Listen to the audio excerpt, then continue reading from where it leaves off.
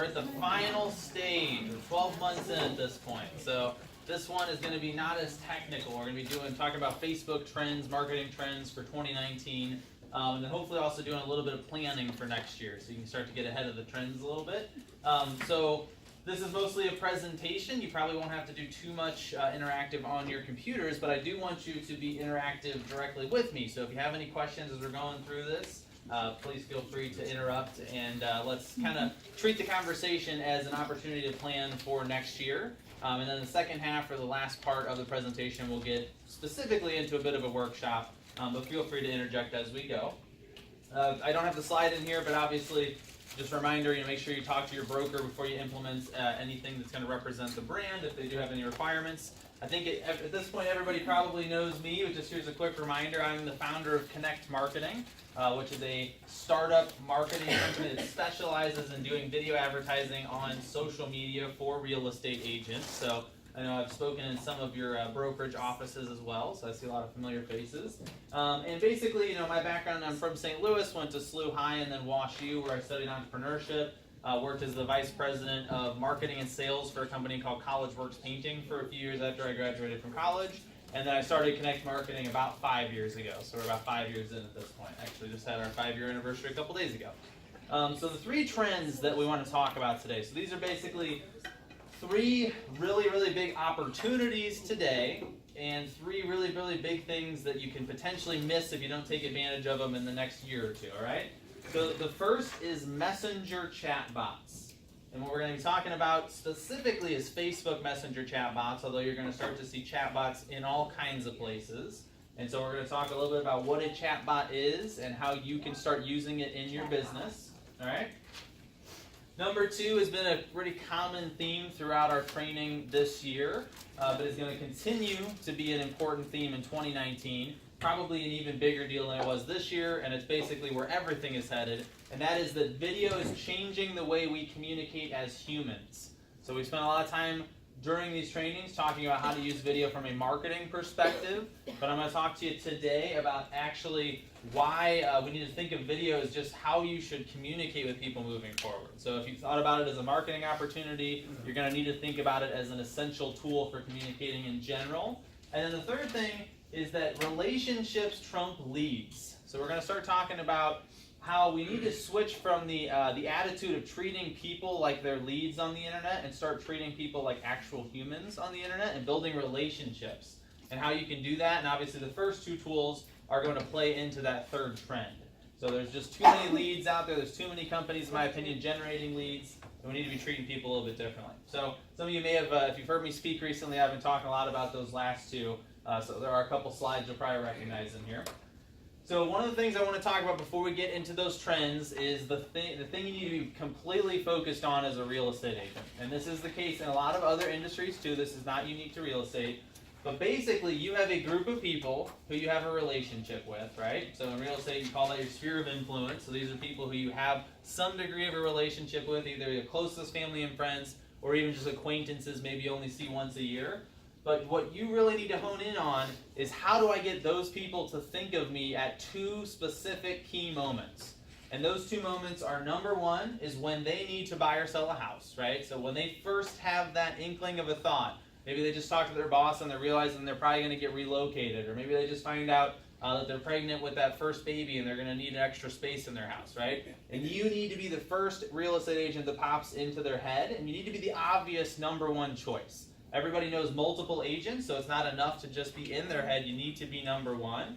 And so that's when they think of it for themselves. And then even better is if you can build on that top of mind, and you can also have them think of you when they talk to someone else, right? So if they talk to a family or friend, and that person is thinking about moving, you want them to be an advocate. You want them to immediately think of you and say, hey, you really need to meet my favorite real estate agent.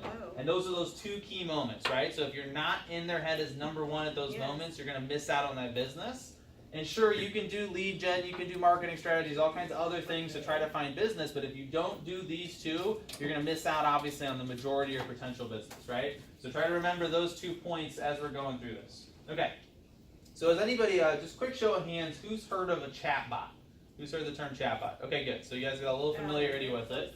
So a chatbot is basically an automated conversation. Can I call you back?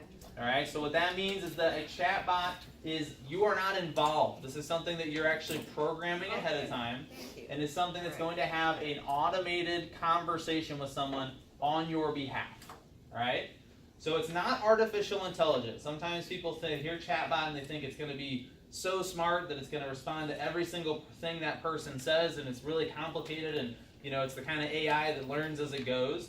Those do exist. There's actually been some really funny, really big mess ups with those kind of chatbots. So Microsoft tried to create a chatbot like that about a year ago, and they put it out on Twitter, and it was basically designed to learn from what people on Twitter said to it, and people said some really bad things to the chatbot a whole bunch of times, and the chatbot ended up being anti-Semitic, and just like a day. I think it took a day for it to start turning racist. So they took it down, right? That was a bad result. That's not what they want, right? So that's not what we're talking about. We're not talking about artificial intelligence. It's not good enough yet.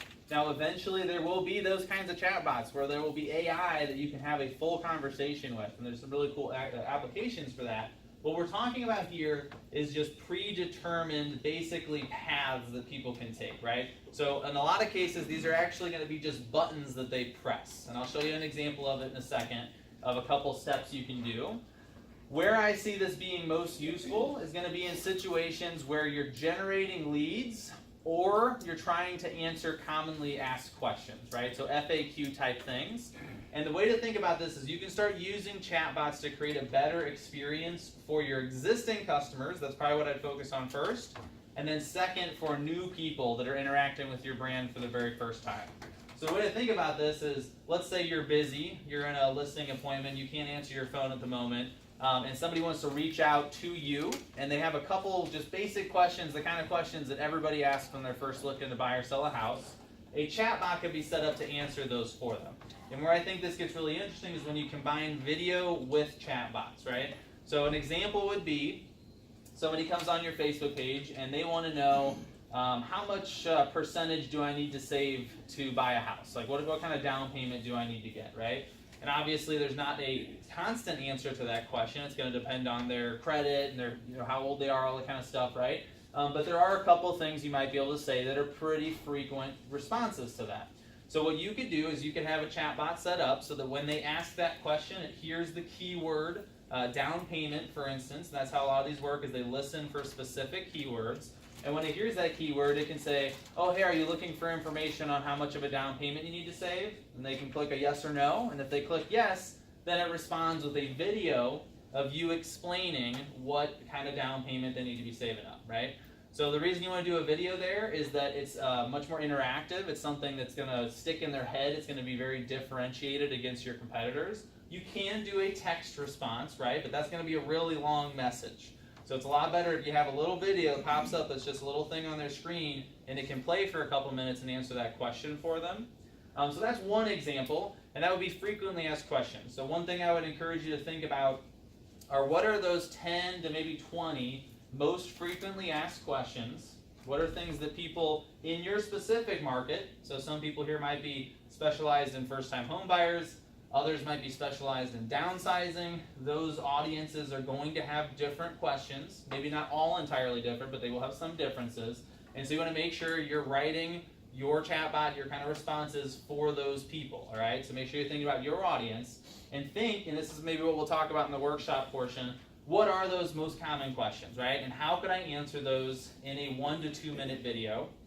And this doesn't have to be something fancy. It can be shot with you sitting in front of your webcam on your computer. It can be shot with your cell phone.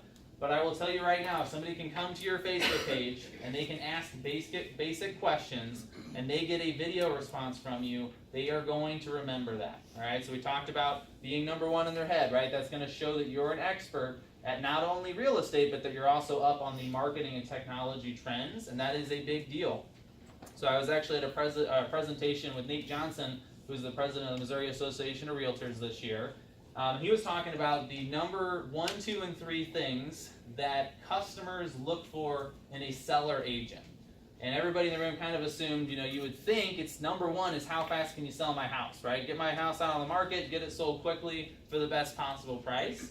And interestingly, that was only number two. It wasn't actually number one. Number one was that they wanted to know the agent was going to do the most they possibly could to market their house. So to promote their house and get it out there, right? Not to actually get it sold, which was number two in terms of their concern. So what he pointed out there is that even if it was easy to sell a house, you had to do all the things necessary to market that house as best as possible, because then they're going to go out and they're going to tell their friends that you did a really good job. So this is an example of one area where you could use a chatbot that no one else is currently using, right? Let's say you have a new listing, you put it out as a Facebook ad, and you promote it, and you have a send message button, and you tell people if you have questions about the house, click on the send message button and ask us those questions, right? And they can ask things like, how many rooms does it have? How old is the house? And it's going to find those answers, it's going to respond directly with them. And it could be a text response or it could be a video.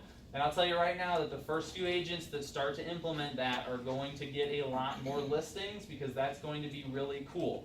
So people that are thinking about selling their house might see that ad. I know usually buyers click on the listing ads, right? But people that are thinking about selling a house are curious too. And they're going to see this chatbot and they're going to go, you know what? I really want somebody to do that for my house. It'd be really cool if my house could almost talk to people and tell people about itself, right? And that's a pretty straightforward one. It's a pretty simple chatbot. So those are just a couple examples. The idea is you want to make things as easy for people as possible. And this is a way for you to be communicating with them without having to be on the phone yourself. Or even involved in the conversation. On the other side of things, I know I said I'm not a big fan of thinking of lead generation and treating people like leads, but this is one place where you can improve your lead conversion. So one of the most interesting things I've seen here is if you're doing lead gen on Facebook, and obviously a couple of the trainings we've done this year have focused on that kind of ad. So if you're generating leads, you can just get a whole bunch of people to sign up. And this is kind of how Zillow has worked for a long time. And then they pass the leads to an agent, and that agent has to call them. And some of those leads aren't all that interested, and some are ready to move, and some aren't. Most of them usually aren't ready to move quite yet. Some of them don't even know why you're calling them, right? So I think a lot of people have been there before. What you can do with a chatbot now is you can say, here's an ad on the internet, click on it, and then it can ask that person questions for you before you contact them, right? So let's say somebody clicks on an ad that says they're looking to buy a house. They want some more information about a particular listing. That's a good way to generate buyer leads. Well, some people just want to see the pictures, right? So you've dealt with those folks before. Like, that's their hobby. They just like to look at house pictures, right? You don't necessarily call that person. That's a waste of your time. It's a hassle to them. All they want to do is look at pictures. So the first question you can have your chatbot ask is, hey, thanks for clicking on the information about this particular house. Are you actually thinking about moving in the next year, or are you just looking to look at some pictures? And if they say, I just want to look at pictures, you send them the pictures, and you don't follow up any further with them, right? Because they're not worth your time or effort, and that's not what they're asking for. The one that says, actually, I am thinking about moving, now you've qualified that lead. Now you can ask them additional follow-up questions. So then you can say, okay, how quick are you looking to move? Are you looking to move in the next 3 months, the next 3 to 6 months, the next 6 to 9, the next 9 plus? And those are just buttons. All they have to do is click, 1 to 3 months, 3 to 6 months, so on and so forth, right? And that information is then collected by your chatbot and is stored, right? So you can reference that later, and then you can continue to ask questions as much as they're willing to answer, and now you have that person qualified, right? So if they say, I'm actually looking to move maybe 9 plus months down the road, that might be somebody you put on your email list and you send some follow-ups with, but you don't maybe need to call them right away, right? If somebody says, I need to move in the next 3 months, now you know, all right, I got to get a hold of that person. We got to start this process as soon as possible. Okay. So those are just a couple examples. So that's just I'm trying to just get you starting to think about these platforms, this chatbot stuff now. So let's talk a little bit about how you can get these set up and what they look like. So the first version of this you can actually use is that Facebook has its own messenger autoresponder, and it's gotten more complicated. It's still not nearly as complicated as these other two platforms, but you can start there. So you can basically have just a couple auto responses you can program into your Facebook page, and I think it's keyword based. So if they ask certain keywords, for instance, if they say down payment, you can have it respond with a certain message. So I would probably start there. But then beyond that, there's 2 paid services. They have free versions you can play around with, and those are called ManyChat and Chat Fuel. So again, ManyChat and Chat Fuel. Those are both just one word each. So I personally use ManyChat. It's something we're kind of more experimenting with than anything else right now. It's not something we implement on a regular basis, but in some cases we do. And I want to show you just a brief example of what this looks like. So I know this image is kind of small. Let me see, maybe I can zoom in on it just a little bit. Chat fuel. Actually, well, let me zoom in on the presentation here. But basically what you're seeing here is that this is over here is the first message that gets sent, all right? And it asks them a question and it has two buttons. So one says basically yes, and the other says no. And what this does is based on what they respond, it's going to send them different follow-up messages, all right? So if they say yes, it has this little path that comes over the second message. And this might look confusing right now, but it's really not that complicated, okay? All you're doing is just saying if they click this button, send this message, okay? If they click this button, I want you to say this, right? So it's just how a human communicates, right? If somebody says yes or no, you have a different response. And there's only a few steps in here. So it looks a little bit cluttered, but this is kind of it's actually a really basic chatbot. So then you come to the second question, right? And it's going to say, so first it's going to respond. So the first thing you do is you have your response to their initial question, right? So whatever they said, you're going to have your response to it. And there's actually kind of a cool feature in ManyChat, which will make it look like it's typing, so that they actually, I mean, people know these are chatbots, but it actually feels a little bit better when it doesn't just respond right away. It also gives them a few seconds to read that first message, right? So a lot of times you have the first message. I usually say, type for 6 to maybe 10 seconds, so they have a few seconds to read it. And then this next message pops up, all right? And again, that's another question. So usually, again, if you can keep them basically yes or no, or just 2 options, it'll keep it simpler. If you start doing 3 or 4 or 5 options, obviously this can turn into a really big tree very quickly. But again, another yes or no question. And then again, they say yes, you come over here. Same thing, they get a response, they get another delay, final question, yes or no, and then it comes over here. And so what I did in this case is I basically had 3 yes or no questions, and then over here I collected their contact information. So one of the really cool things about doing this on Facebook is that if they're now set up so that if you want someone's email, you can actually have it programmed that it will autofill their email. So they don't even have to type out their email address. So whatever email they use on Facebook, it will automatically put in here. All I have to do is click on it and it's going to send it to you. The next one, same thing. So once I get an email, and the software automatically scans it and makes sure it's a real email. So they just, make sure it has a little @ sign in it and a .com or a .org on the end. Then ask for a phone number. Same thing. If they have their phone number saved in Facebook, it's going to autofill. They can simply push it, and again, it's going to verify it is a phone number. And then finally, I have a little part here that says, great, I got your information, we'll be in touch soon. In the meantime, why don't you go like our Facebook page? Click here and it'll take you to the Facebook page to like, okay?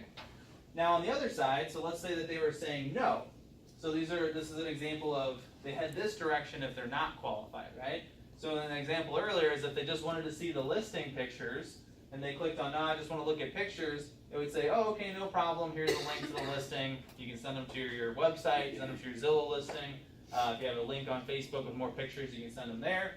And it would basically just end there. So this extra stuff is because this was a special, I had another follow-up thing I wanted to do.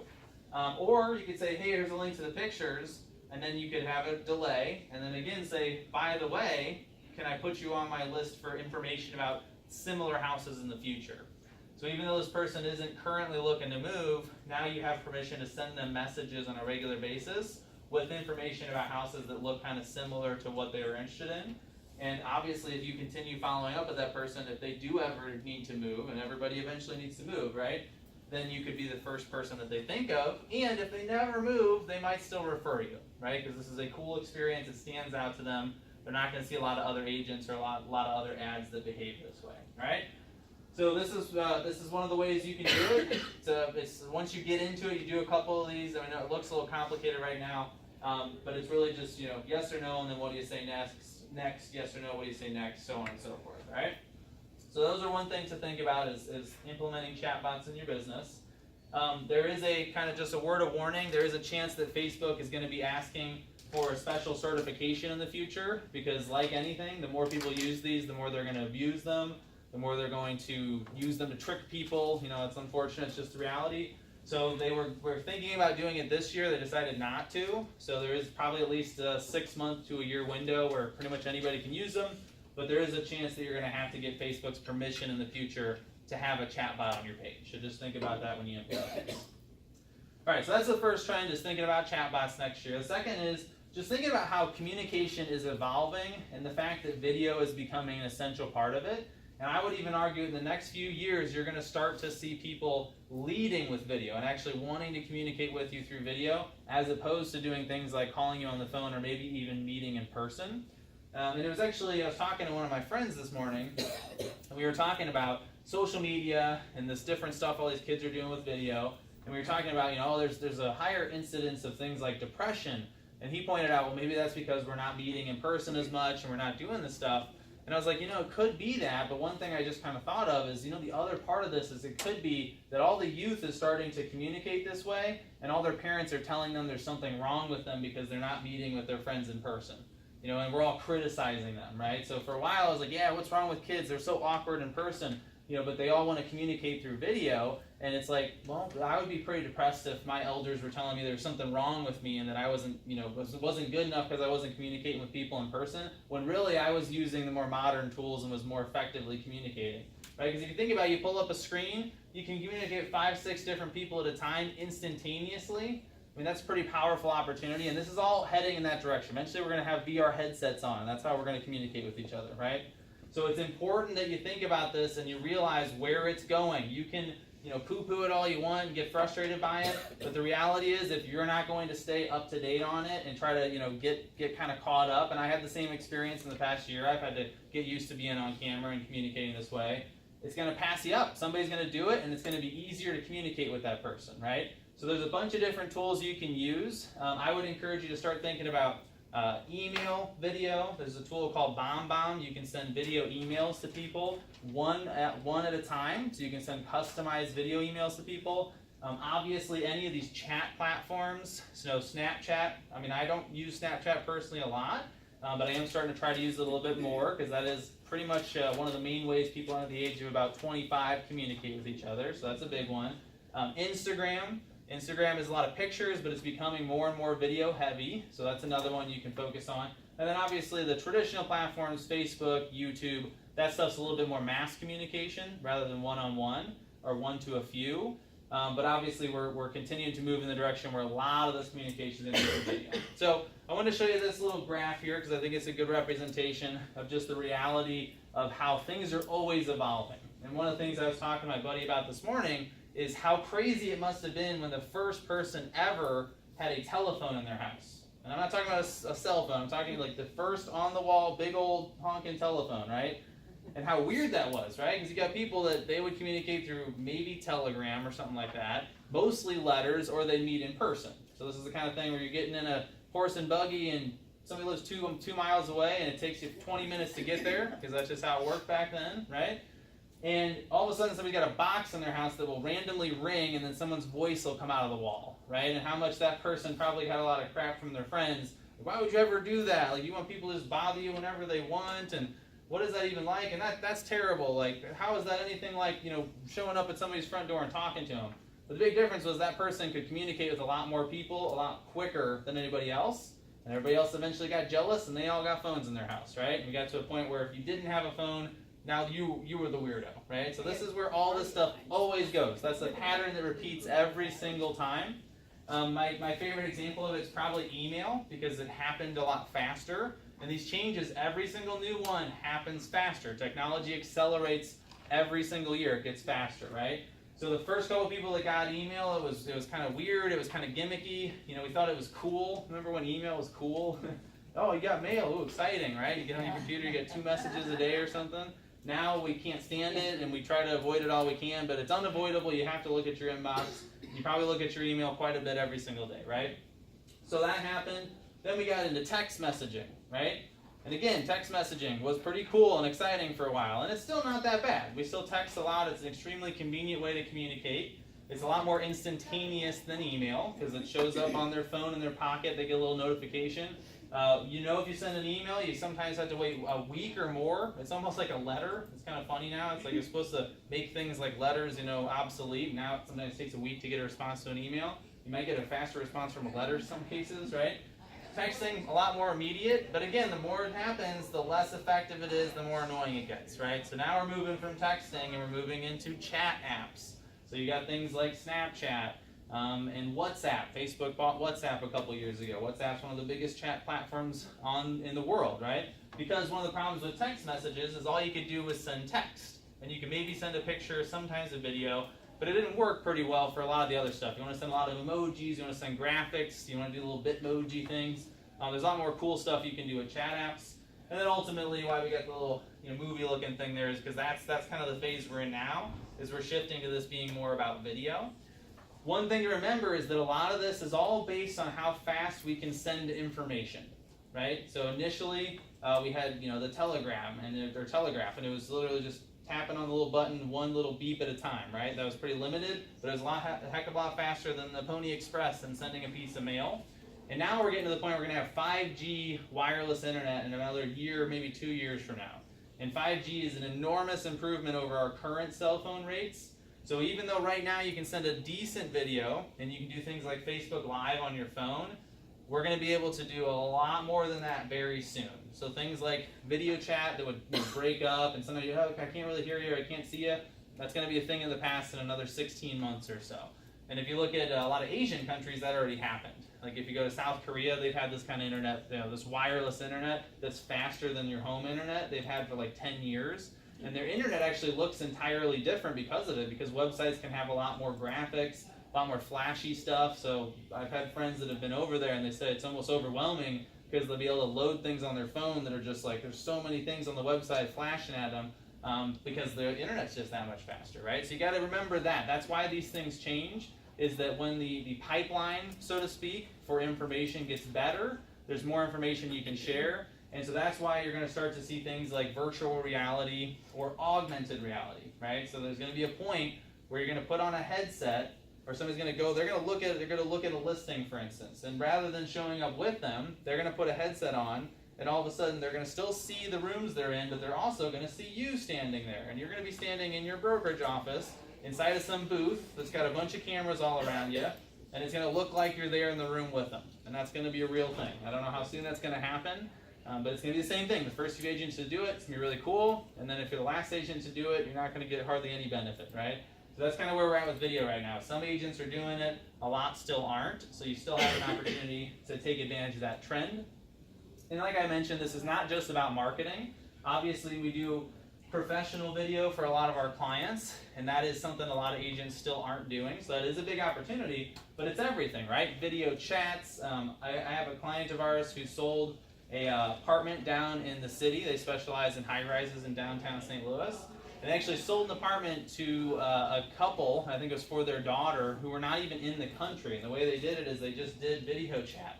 So they go to different apartments, they walk around with their phone, they'd show them what it looked like, and eventually they found one they liked and they bought it, and it was all based on that, right? So it's a little bit risky. You can't get a whole completely good picture of the inside quite that way. But if you think about like those Matterport scans, those are three-dimensional scans, right? So those literally are an exact scan of what the inside of the room looks like, to the point where they can create an actual floor plan as a result of it.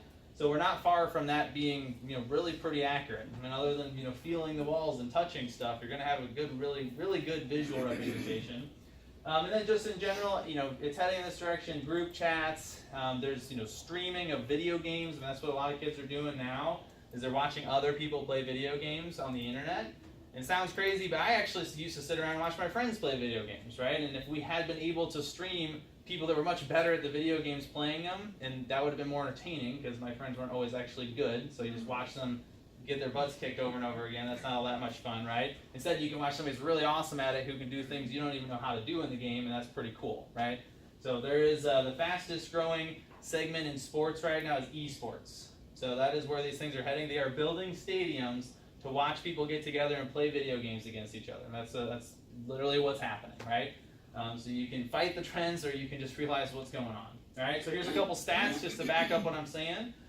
First thing you want to remember is listings with video. And this is probably a little bit of an older stat because video is becoming more common on listings. But listings with video get 4 times as many inquiries. That's 400%, right? That's a huge increase. We get excited when we see like a 5% increase, right? So 400% is a huge deal. Email, right? Email is so hard now. You send an email to 1,000 people, you get lucky if 100 of them open it, right?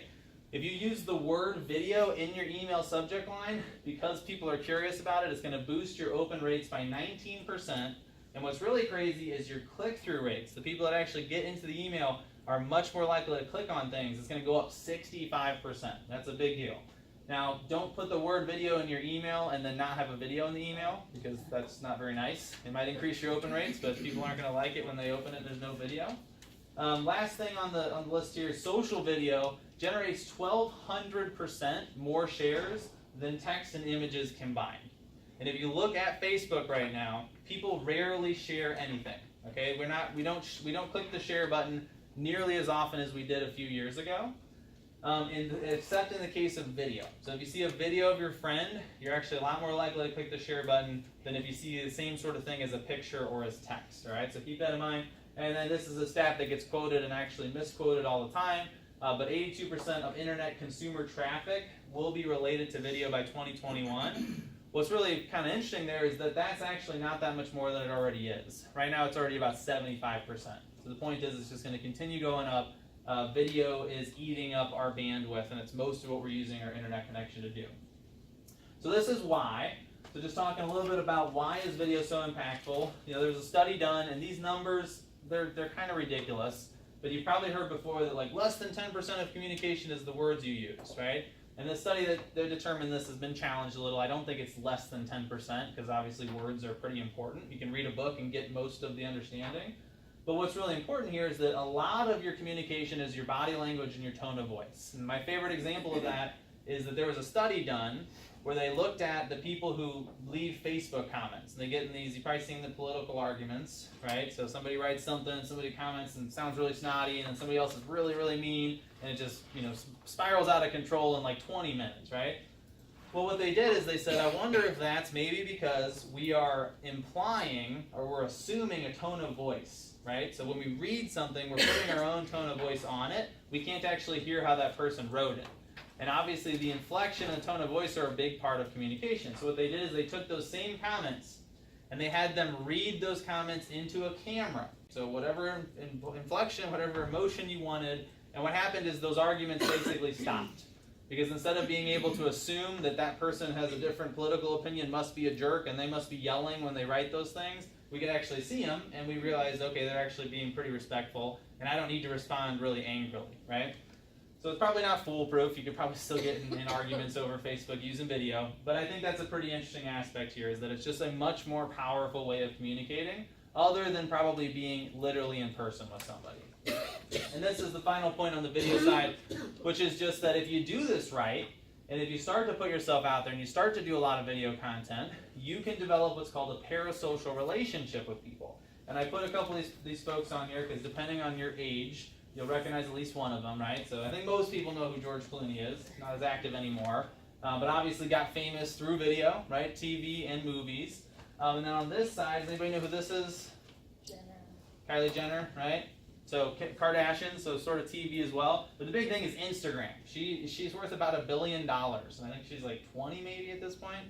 So she was worth about $1 billion at 19. People were saying she's the first self-made billionaire at the age of 19, and everybody else is like, she's not self-made. That's not true. She has a big famous family, so she didn't do it on her own necessarily. But she's worth a lot of money because she gets a ton of attention, and she did that through Instagram, through both pictures and video. And so what happens, and the reason we talk about this, is a parasocial relationship basically means that if I were to meet one of these people, I would already feel like I knew them. Right, I would feel like I know something about them. I've seen interviews with them. I actually do know some things about them, right? But they have never met me in their life. And if I were to go up to them and try to give them a hug or something, it'd probably get kind of weird, right? Because they don't know who I am. Well, that's called a parasocial relationship. Is that the more we see someone, the more we feel like we know them, and the more we automatically know, like, and trust them. All right. So even if they're not someone who we entirely agree with, who knows what they're like in person? They could be terrible people. I've never met them, right? But no matter what, if we see them a lot, we're already going to automatically like them. So that's where this becomes really powerful, is you can do this with your existing sphere, and you can build your sphere using those tools, right? So if you're sending video messages through email, posting video as advertisements on social media, people are going to see you, they're going to recognize you, they're going to start to think they know you. I've literally had this happen to me. It hasn't happened a whole bunch of times, but I do a show every Friday down at the T-Rex startup space in downtown St. Louis. It's called the Bourbon Friday Show. And I was at an event a couple months ago, and somebody actually came up to me and said, "Hey, you're the Bourbon Friday Show guy, right?" I was like, "Yeah, who are you?" You know, and I never met him before. He actually just had seen the show and watched it a few times, and he obviously recognized me when I was out and about. So, you know, I hope it doesn't happen too much, because that would get probably annoying. And that's what a lot of famous people say, is like, celebrity is a terrible thing. Fame is terrible. People stalk you and all this kind of stuff, right? But you want a little bit of it, because you want people to remember who you are, right? So you got to find that balance. You got to put yourself out in front of people as much as you can. And then the last thing, just to touch on this briefly, is that I want to talk about where the internet has been, and I think where it's going in terms of generating business. And so up until about right now, and maybe in the past year or two this has started to shift, the internet has been all about generating new leads, all right? So it's been about generating complete strangers, turning those strangers into business, and there's nothing wrong with that. A lot of that is because of Google, right? So if you went back 25, 30 years ago, and you needed a recommendation for a plumber, chances are you would ask a family member or a friend or somebody that lives local. You might go ask your neighbor, right? And this is before the internet really took off. The first thing that the internet became was a search engine. So it was a whole bunch of information. People could post things like reviews. So other people you've never met can write a review of a business, and then it's accessible on the internet. And you might go on, then you might be tempted to just Google a plumber, right? So, hey, I need a plumber in the St. Louis area, and then Google shows you some results for that. So what that meant is that we started to get in front of people when they had a very specific intent. So I need a plumber now, let's put some ads in front of them, or let's write some articles, some SEO, and get in front of them right at that moment, turn them into a lead, right? So let's get their name and number, follow up with them. They need a plumber, let's talk to them about that, right? Well, the problem is a lot of companies have gotten really good at this. And if you look at the real estate industry, just a few years ago, there was about 5 to 10 million online leads that were generated. So if there's 5 to 10 million people signing up, or 5 to 10 million leads, sometimes it's the same person signing up in multiple places. Does anybody know like how many transactions a year come out of online leads for real estate? Any guesses? Anybody know how many total real estate transactions happen in the US every year? It's about 5.5 million. About 5.5 million units get sold every year, right? So obviously there's probably two sides to that, so there might be 10 or 11 million total transactions. But it's about 5.5 million housing units get transacted, and that's residential. So if you look at selling an entire apartment building, that's a different category. And there was 5 to 10 million leads. Well, they're not all internet transactions, right? Most transactions actually come from either your existing sphere of influence or repeat. So referrals or repeat business represent about 70% of real estate transactions. So it's really it's less than 10% or right around 10% that come from internet leads. So a few years ago, it was 5 to 10 million leads and about 600,000 or so transactions. So maybe 1 in 10 leads or so was turning into a customer. Does anybody have a guess how many internet leads were generated in 2018? More or less than that, you think? More? It's 100 million. 100 million internet leads, right? And how many houses do you think were sold as a result of those? Not 100 million. There's not 100 million houses probably in the United States, right? There's only 300 million people, right? So it was about, again, 600,000 or 700,000 units for 100 million leads, right? So that's pretty nuts. The reality is it's about 1 in every 200 online leads turns into a transaction. And so what's happened is that companies have gotten better and better and better at basically tricking people into signing up for things. This is what it kind of comes down to, right? And I don't want to say they're all evil or they're all trying to steal your money or anything like that. But that's what they've gotten good at, right? I mean, that's what Zillow has done. Zillow took all of your listing data through the MLSs, and they put it all on one website, and they made it really pretty, and they made it really easy to find and access, and they made their website super fast. That's a big part of it. Their website loads really well. It's good technology, and so they get people to sign up for things. Well, a lot of other companies have gotten people to sign up for things too, and the result is people are signing up on multiple places, and the user experience is just terrible now, right? So if one out of every 200 is basically converting, that means there's a whole bunch of people that either never wanted to be called, or there's a whole bunch of people that do end up converting who are getting called by 20 different real estate agents, and I don't think anybody would argue that that's a good thing, right? Maybe they should get a call from a couple, so there's a little bit of competition, but they don't need to be bombarded, and if they're not ready to buy or sell, they also probably don't need to be called by anybody. So that's why I want to highlight this, is that we really have to focus on transitioning to building relationships and not worry so much about getting the name and number. And so what's happened is with social media, and I want to talk about Instagram stories as a part of this, with social media now, instead of waiting for people to be ready and then getting on the internet and searching for something, now people are spending their time on the internet all the time, right? When we just had Google, social media wasn't, when Google first got big, social media didn't even really exist. It's about 10 years old at this point. So now we spend a lot of time on the internet. And the time we used to spend watching TV, some of that has shifted to watching each other. That's basically what social media is us entertaining each other and talking to each other, as opposed to just killing time watching TV, or in some cases meeting in person. Some of that is also a trade-off, right? So one of the biggest platforms that's really becoming an awesome tool for this is Instagram Stories. And I think Instagram Stories is something that you really have to keep an eye on in 2019. It's a huge opportunity to stay in front of people on a daily basis.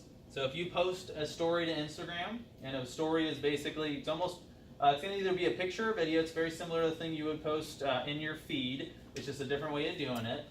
But what you want to think about is that Instagram stories tend to be kind of behind the scenes. So they tend to be the kind of stuff that's like, hey, here's what I'm up to right now, right?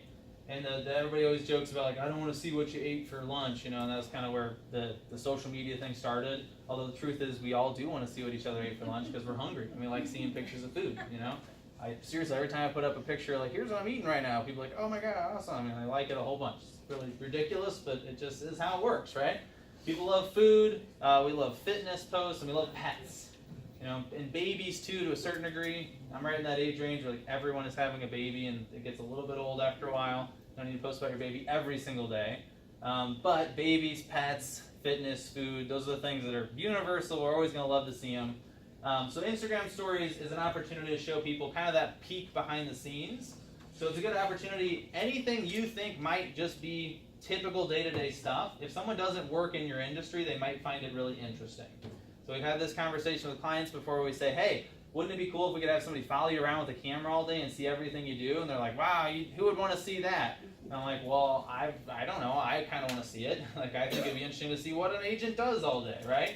And it might be boring if you watched it 100 times and if you did it every single day. But guess what? There are TV shows about this stuff, right? Like HGTV is a huge platform. People are curious about things they don't do personally, right? I mean, I know a lot of people who work in the medical field. My sister's a PA, a physician's assistant, and she thinks, like, most of what she does every day is just gross and annoying, and a lot of the people that come into the hospital are just kind of crazy and all this kind of stuff. And people love watching medical shows, right? I mean, we love that stuff. People watch videos of pimples getting popped on the internet, right? I mean, I don't know, right? It's whatever they're into. So just remember that just because you don't think it's interesting because you do it every day doesn't mean other people don't. And the only thing you can really do is put stuff out there and test it. So you put it out, you see how people respond, and that's really all you can do. So I just wanted to mention Instagram Stories, and I just want you to think in terms of kind of, what are the ways that you can be building relationships with people.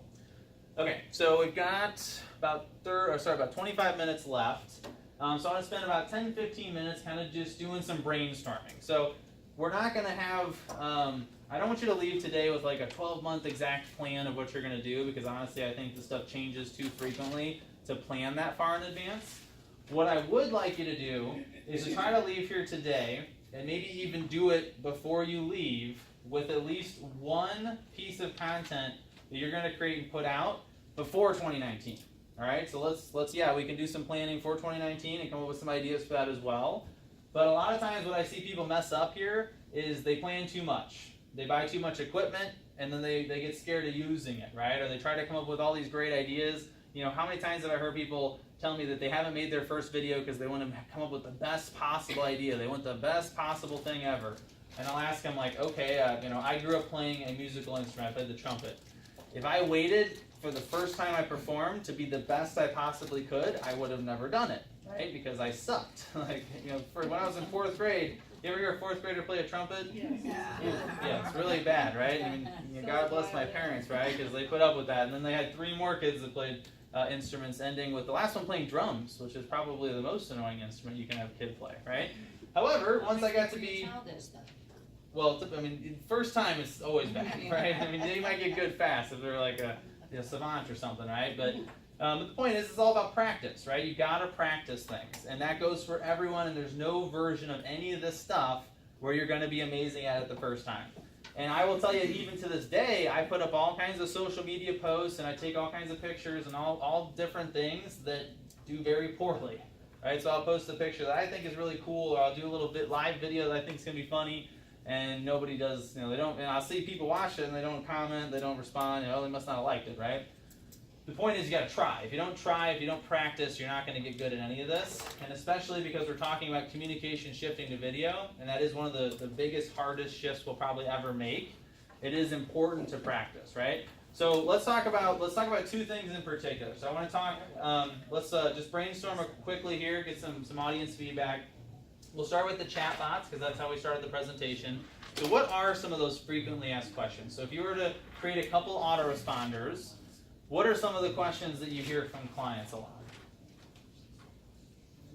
How much do I need down? All right, so it's going to be a big one, right? How much do I need to save up? And how often do they know? How often do they have the right number in their head already? They usually don't, right? They usually think they need a lot more than they currently do, right? So that's a really good one, because that's the kind of opportunity where if you make it easy to get that answer, you're going to pick up business that other people aren't getting because they think they need more than they do, and they may actually already have enough saved up to buy that house today that they think they need to wait another 3 or 4 years, right? So that's a big one. How much money do I need down to make a home purchase, right? What else? What are some other common questions? How much closing costs cost? How much are closing costs? Okay, how much are closing costs, or even what are closing costs, right? I didn't know what that was when I first got involved in the real estate industry. So that'd be a good one. How fast can you sell my house? Okay, how fast can you sell it? Do you have a standard answer for that, or is that? It depends. Sure, right? Is the standard answer. And so one thing you can do with those kind of questions is guide them, give them a little bit of an answer, and say, well, if you're in this situation, maybe this fast. If you're in that situation, maybe that fast. But I need to ask you some questions. Why don't we get on the phone and talk, right? So that's a good way to get people, kind of push them past that point where they start a conversation with you. What else do you get questions about? Pricing, how much could I sell my house for? Okay, so that's one where maybe a market report for their neighborhood could be a good response automatically to that. But again, you want to have an opportunity to have more of a conversation. So that's a good one where you say, hey, here's a report for the area. And depending on what company you work with, I know there's some tools out there now where those can almost be like automatically generated, right? So you might even have it. Where this gets really interesting is if you can plug these into your tools and have things, automatically respond for you. That could be really good. Let's get 1 or 2 more, and then obviously you can kind of brainstorm the rest on your own. Those are the only questions people ever ask you?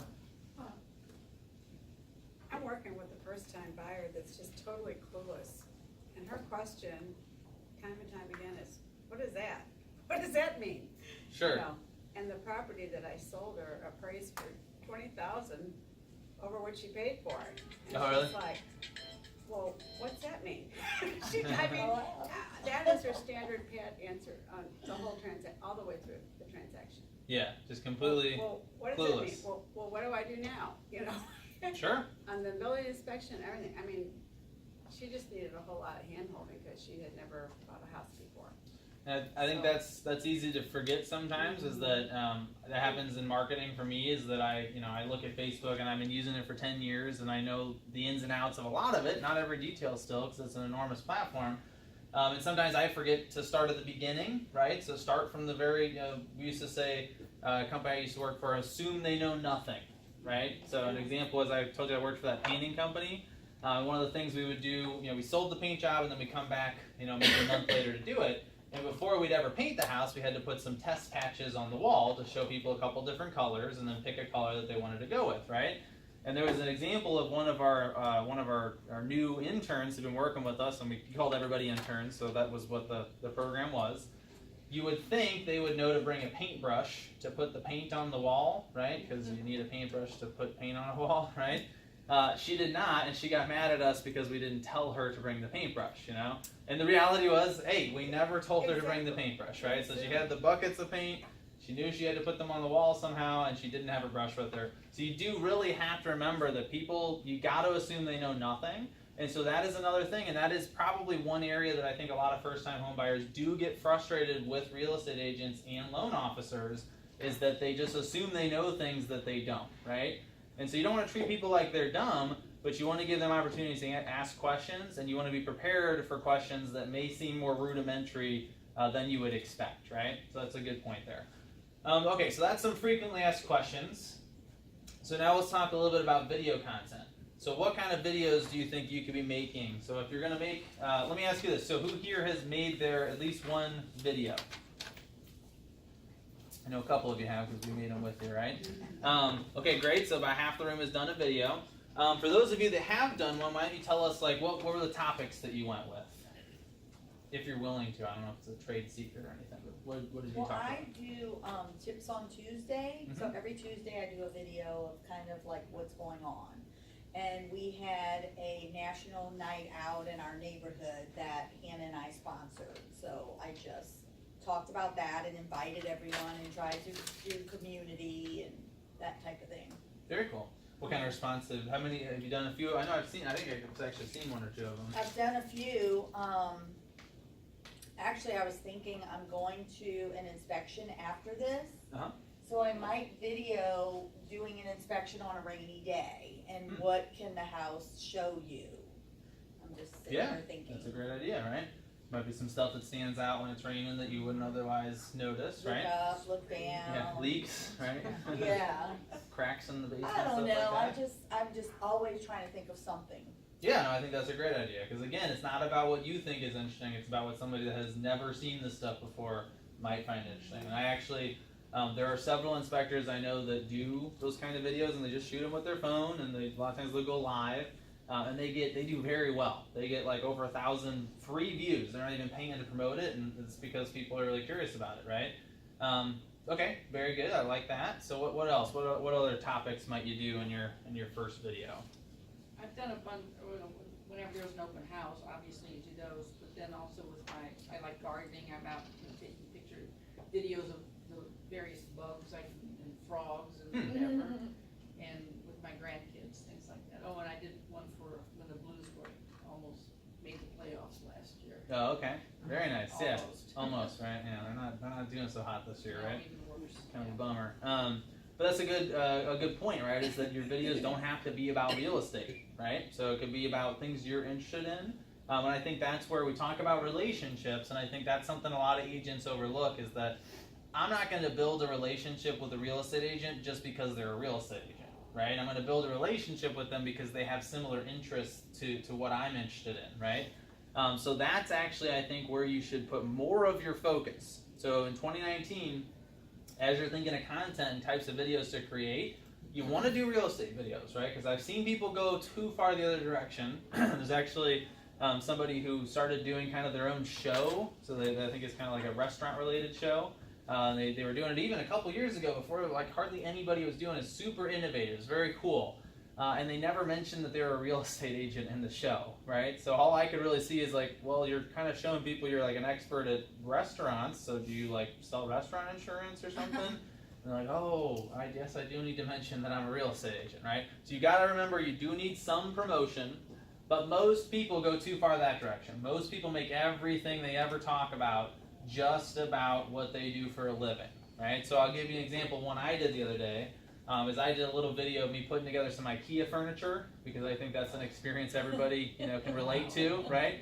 And I mean it was business related from the sense that I had bought the IKEA furniture for my business, but it wasn't about what I do for a living. And I actually even took me putting the furniture together and I made a time lapse video out of it, right? So a lot of your phones now have they're called like hyperlapse or time lapse, and that can be a really cool way to turn something that's a slow, boring process into something that looks really visually interesting, right? So I was literally just sitting there putting together IKEA furniture for 15 minutes, and then I turned it into like a 30-second clip, and obviously it looks like I'm putting it together really quick.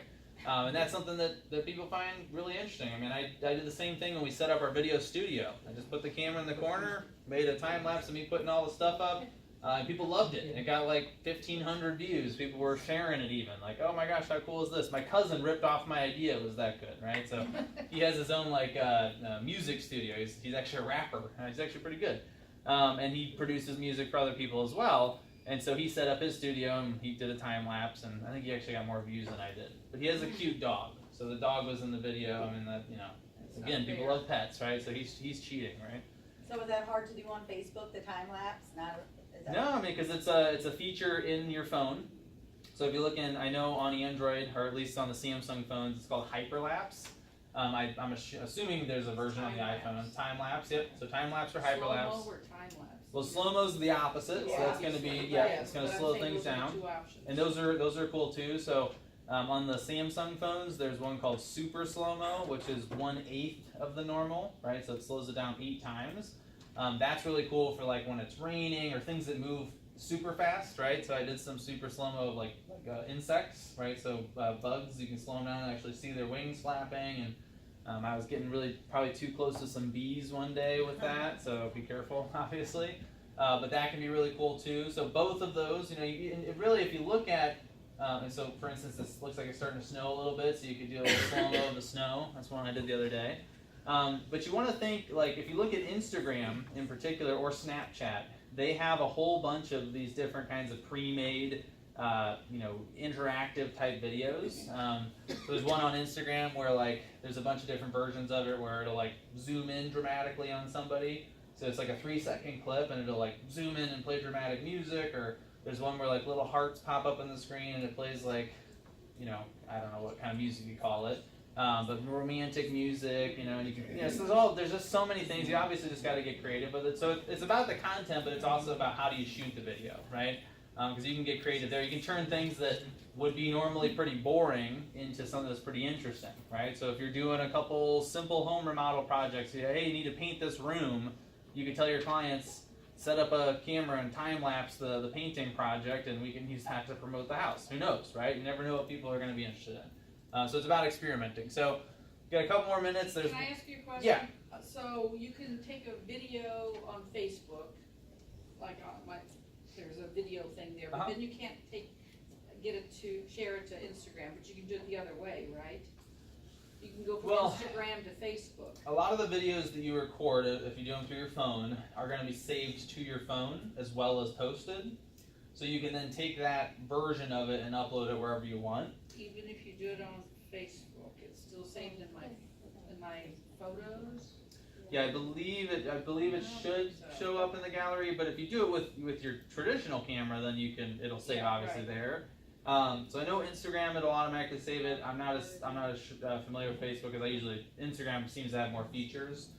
So I prefer to do things there, and then I can post them anywhere else. Yeah, so you start there, then you can you directly post the same video to Facebook, and you can post it to your personal profile or your business page. And I think there's advantages to either, right? So I would say that your business page, you probably want to do more of the business stuff there, and make sure that if you want anything to be trackable, you need to do it through your business page. So if you have something that's going to be an ad, something you're going to pay to promote, anything that may be something that's meant for customers, make sure you put it on your business page. You can share it then to your personal page, or you could then also upload it directly to your personal page as well. But I like starting with the business page because anything that happens on the business page you can track, and then you can retarget those people, right? So but it only tracks what happens on your business page. So if you share it to your personal page, those numbers aren't tracked to the business, or are they? They are if it's the same post that you share. Okay. So if you put it on the business page and you click the share button and then share it to your personal profile, that all gets tracked, right? So a lot of times what we'll do for a client is we'll put, we do something called same-day video ads, which I'm going to talk about in a second if you'd like to hear about it. But we'll take those videos, we'll put them on the business page, and then we'll have them share them to their personal page, and they'll add a little comment that's a little bit different usually. So they'll maybe say something like, hey, a lot of times if it's the very first video, we'll say, hey, it's my first attempt at a professional video ad. I'd love to get your feedback. Please let me know what you think in the comments. people like to give feedback on this stuff, so you get lots of comments, and what happens is Facebook sees that and they go, "Ooh, this must be a popular piece of content," and they show it to more people, right? So it's a way to get a bunch of extra exposure. But the nice thing is, because it came from the business page, I can now go back and make an audience that I can show more stuff to based on who watched that video, right? So that's a good way to know, hey, if I got 1,000 views or if I got 2,000 views or whatever it ended up being, I know that I can then show future stuff to those people, right? And those are the people that are probably most interested in me. So that's a great way to kind of get your core sphere on a list, right? Because you can also upload your database to Facebook. That's another way to do it. We usually recommend doing both.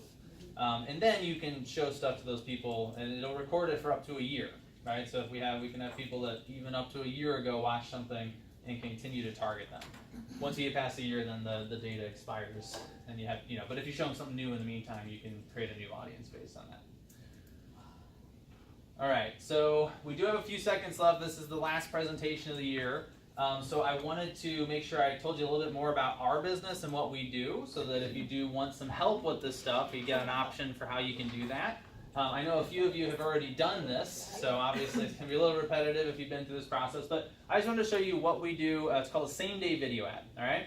So basically what we decided about 6 months ago is that we really wanted people to be able to start using professional video content. It's great to do stuff with your cell phone. I'm not saying that you shouldn't do things with your cell phone, but I do think there's a lot of value to having something that's even more polished and even more professional. And the problem is there's a lot of professional videographers out there that really want to work with you, but they're not very good at connecting with clients, and they also tend to do things that are almost too fancy, right? They'll want to charge $1,500 or $2,000 for a single video, and then a lot of times you get that video and you post it once, and it's kind of like, okay, what do I do with it now? So what we decided is we want to make it more affordable to try, and we also want to include the advertising half of it, right? Because content is important, but distribution is just as important. So if you get a video that's professionally made and you get 500 views, and you get the same video and you get 5,000 views, obviously that video is worth a lot more, right? So what we did is we started talking to videographers, and we decided to put together a package that we call a same-day video ad. And the concept is basically we wanted to make it really easy to make a video for the first time and really quick, because a lot of people understandably are very nervous when they make their first video. And that's very common. Every single person is nervous. We've literally never had anybody that was completely calm. And so we wanted to make it quick and easy, right? So what we did is we created this process, same-day video ads. It's a 2-hour appointment, and I'm going to show you all the stuff that we do in that 2 hours, okay? So the first thing that we do is we sit down and we do what we call a scripting session, right? So it's really important, if you're going to have a video that's run as an ad, that you have a properly written script. There are plenty of people who are doing some interesting videos that do okay on social media, but a lot of times they don't get to the point very quickly. And what happens on Facebook is most people don't watch more than the first 5 or so seconds, and then they decide if they want to watch the rest, right? So I've seen people do this, especially with live video, where they turn it on and they kind of stand there and they wait for people to show up, and they're just kind of killing time, and they don't get to the point for like a minute or two. And the point is, then that video gets saved and nobody watches it afterwards, right? Because they don't say anything in the first 3 seconds. So that's what's really important about this script, is you got to get something that's succinct, that's short. We aim for 30 seconds. A lot of our videos fall in that 30 to 60 second range. I honestly think 20 is where we're headed, so 20 seconds or less would be a really good ad. That's a pretty short video. That's like 60 words or less, right? So we're going to write the script with you. You don't have to have an idea coming in, because I think sometimes we actually get a better video if we can kind of work through a process with you and come up with a content idea. But we'll sit down. That's my business partner there, Vanessa, and she does a lot of our scripting. We have a couple new copywriters we're training on this process right now as well. And what they're going to do is make sure you have a very specific script. So that's step number 1. So that's the first part of this package. And generally, if you were to go out and hire a copywriter to write a script for you, or a couple, you hired them to write a blog post or something like that, they're usually going to charge you a few $100 for that. And that's just if you bought it separately, right? So the second thing then we're going to do is a professional video shoot. So this is in a studio. So this is kind of an example. This is actually our old studio. So we have a new one in Clayton, which is really easy and easy to get to. And what's going to happen is we have a backdrop, so you have a nice clean background behind you. We can even use green screen. Costs a little bit extra, but we can put anything you want behind you technically with a green screen. We had a client once ask if we could do like a safari scene behind him with like a leopard chasing a gazelle or something. was like, maybe not. I don't know. That's probably too distracting. You're not going to get people actually paying attention to you, right? But you have a nice backdrop. This is Michael. He's one of our videographers. It's one of our clients, Liz. He's got obviously a very nice camera. The videographers bring their own camera so they can work with the equipment they're used to. We have professional lighting. We recently just got a boom microphone. So it's a microphone that just sits right above you. So we don't have to even clip a mic to the shirt anymore. That just came in today. So that makes it, very comfortable. And you just sit there, and the really cool thing here is there's a teleprompter. You just read a script straight into the camera. So the script's going to show up right there in front of you. All you have to do is read it. Now, if you hired a videographer on your own, generally you're spending, at least $500 for a really, really, really basic video. And like I said, a lot of them are trying to charge $2,000 per video. That's a pretty common industry price. What we did is we kind of sat them down and said, look, you don't got to have the super fancy production quality. We don't need all the slow motion shots of somebody walking through the front door. Nobody's going to watch that part anyway, right? So how can we really strip some of that down but have the essentials? So the things that we include here, we're going to do music. You're going to have subtitles in the video. We have graphics. So all of this, the key points that you say are going to pop up in a text on the screen. So if people watch it with the sound off, they still get the main points. That's all included. So that's the second part. So you combine those two. Generally, you're looking at spending over $1,000 already. And then the last thing we do, and this is what I think is really important here, is we're also setting up your ad and your audience, right? So this is not something where you have to figure this out on your own or pay to boost it. Please don't boost posts unless you know exactly why you're boosting the posts. People have wasted a lot of money, probably billions of dollars at this point on boosting posts without a plan. What we do is we're going to sit down and we're going to target certain audiences. So if you have a neighborhood that you like to farm, we can target that. If you have specific kinds of interests you like to target, if you're specialized in first-time home buyers, we can target people that are likely to be first-time home buyers, right? We don't want to show that to somebody who's 60 years old because they're probably not buying their first house. They're probably on their third or fourth or fifth house at that point, right? So we can do all that targeting for you. The only thing that's not included in the price is how much you pay to Facebook. So you can pay $5 to Facebook, or you can pay thousands and thousands of dollars to Facebook. I probably wouldn't start with thousands of dollars. Probably start with maybe 50 or 100. But you decide how much you want to pay. And the cool thing about this is that once it's set up, you can turn it off and on whenever you want. So you can run your ad for a week or two. You can turn it off, come back a couple weeks later, turn it back on, get another 1,000 views on it. Rule of thumb is for about every $10 you spend with Facebook, they're going to show your ad to 1,000 people one time, right? So think about that compared to postcards. You can put an ad in front of 1,000 people. It's a video of you, 1,000 people for $10. Those costs go up every single day, so that's why we really encourage you to try this stuff now. But we do all the rest for you. We're going to set up the audience. We're going to write the copy. So again, we're going to write a description of your video that's going to be enticing to people and get them interested in watching it. And that's, again, written by the same copywriter that helped you write the script. So those are the three different parts, right? So you got the professional script and the copy. You got the professional video filming and editing. And you also have the ad and audience design, which is, again, if you hired somebody directly to do that, you're probably spending a few $100 on it. So we usually say that a package is probably worth about $1,400 to $1,500. That's probably on the low end. You might pay, something like $3,000 or $4,000 if you went to an actual traditional advertising firm to do that. And so what we did is we made this all really efficient. We made the process as streamlined as possible. Like I said, it takes 2 hours, and what we were able to do is get the price down to $497 to do what's called a same-day video ad. All right. So I wanted to make sure you knew about that today. We do have some appointments open before the holidays if you're looking to get something done before then. We do have a lot of people that are starting to book these for January because it's a good way to kind of kickstart the year and get something out there as the year is getting started. So if you want any information about this, I will be here for a little while after the presentation. Feel free to come up and talk to me about it. We do have a quick video testimonial of it, and then we're pretty much out of time. So I'll just play this for you. And this is there's about 6 or 7 people that have done the same-day ad process with us. All right, well, Allie Surgener just got done. Nancy Reel, James Moyasser. All right, I'm here with Jack and Andrea Lenzen. So, Laura, how'd it go? It was awesome. It was super easy. I was really nervous coming into it. You guys made it great. Awesome. Yeah. It was awesome. It was so seamless. First, when I came in the morning, I was a little bit nervous. I don't usually do professional videos at all. This is my first one. I think the email I got that says we need to do nothing, that we didn't need to prepare a script to just show up, took all that anxiety out of it. I mean, everything is I've just seen perfect. her on Just in and out in Oh, yeah? 2.5 hours. Yeah, definitely. The teleprompter really works. They have a neat little gadget that gives them the teleprompter so you don't have to memorize anything. And you wouldn't believe how quick it went. Or so you think people this? Oh, without a doubt, there's absolutely no question about it. It's a perfect way for them to increase their business. We will also be doing video, and it's hard to get started when you don't know how to get started, so anybody can use this.